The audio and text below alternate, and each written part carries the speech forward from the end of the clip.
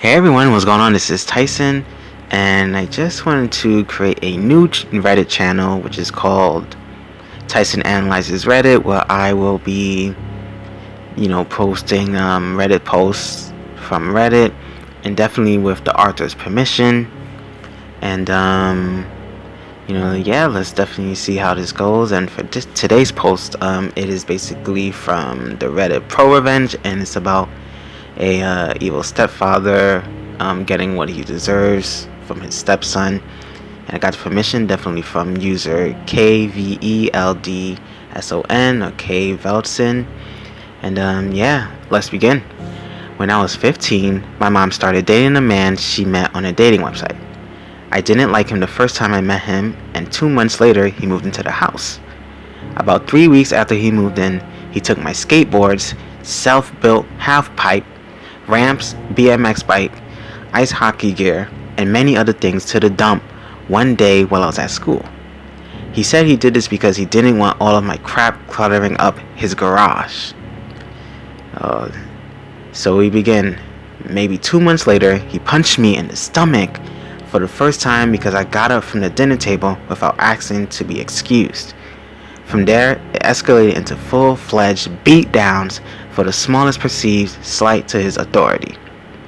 One day, he decided to take my extensive Pokemon card collection, even more extensive comic book collection, my Game Boy, and PS2 with all the assorted games, and my fantasy and sci-fi book collection, and got rid of it all because 15-year-old boys should be playing football and baseball, not being a blank nerd playing with Pokemon cards and reading comics and books.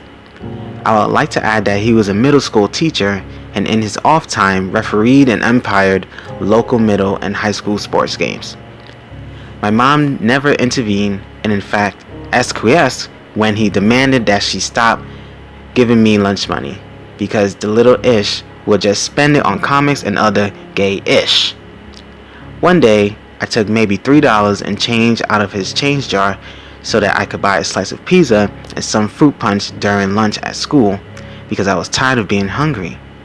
My twin sister was always a bit of an a-hole and frequently blackmailed me into doing her chores from a young age. I was fed up and refused to do something, so she told him what I had done. This man actually called the police and pressed a larceny charge against me, and once the police had left, proceeded to beat me senseless. Wow. At that point, I ran away. When the cops found me and returned me to my home, I found out that he had been trying to talk to my mom into sending me away to military school or something of that nature. I ran away again, and between having run away several times and the larceny charge, ended up turning 16 in juvenile detention. I spent the next couple of years miserable and afraid, frequently contemplating suicide. Once I was out on my own, I didn't speak to my mom for several years. We eventually reconciled, and by that point they had married.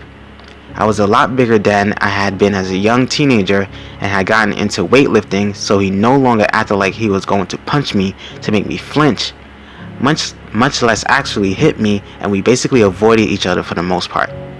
My mother found out that she had stage 4 cancer and no longer wanted to waste any of the time she had left with him, so she had a lawyer draft up a separation agreement whereby he would receive a set amount of money upon separation and would have 45 days to retrieve his belongings from the house.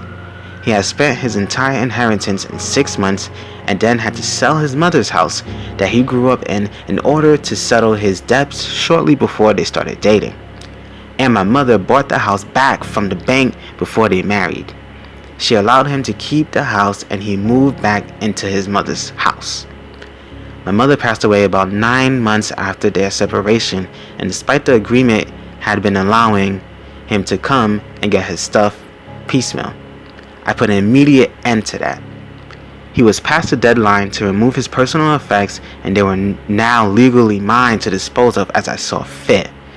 I sold his baseball card collection, around $14,000, and his autographed sports memorabilia, roughly $11,000, and also sold all of his woodworking equipment along with several finished pieces of furniture that he had made.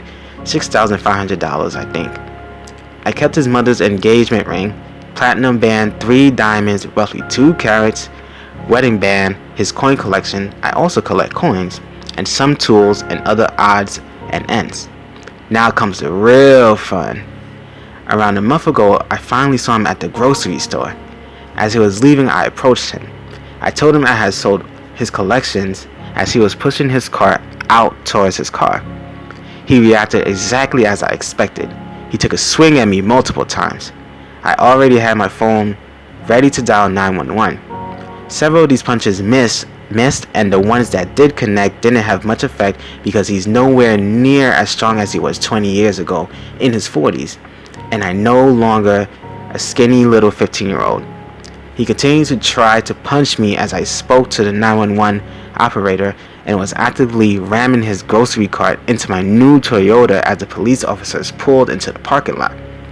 He was arrested for assault, communicating threats, and destruction of property. As a result, he lost his job and pension at the local middle school, and because he had never learned how to save money while married to my somewhat wealthy mother, ended up having to sell his mother's house because he had hired an expensive lawyer, thinking he could somehow beat the charges. My neighbor, who was on the football team, made it well known to his friends that he not only had just been arrested and convicted of assault as well as other charges, but that he had also beat me as a child, causing several parents to call for him to resign from refereeing and umpiring for local sports games. My niece and my girlfriend's much younger sister enrolled at the middle school where he worked and said that he was not only universally disliked, but when he came up to the school to get his belongings, he made a big scene and ended up hysterically crying as he was leaving. At least that's what they've heard from the kids who were attending summer school at the time. His son, who he was equally abusive towards as a child, refused to take him in or help him out, so the abusive stepfather ended up having to take a job as a cashier at Walmart so that he could afford the rent on his crappy little trailer in an absolutely awful neighborhood. Even though that Walmart is not the closest Walmart to my house, that is now the only place where I go grocery shopping or to purchase anything that I need. I purposely stand in line longer than I need to just so that he can be the one who has the pleasure of rigging up my purchases. The first time I went through his line, he attempted to ring up multiple items more than one time to overcharge me, and when I called him on it, he said that I was mistaken. I asked for a manager, and the manager believed him that it was an accident, but he learned that he can't get away with that.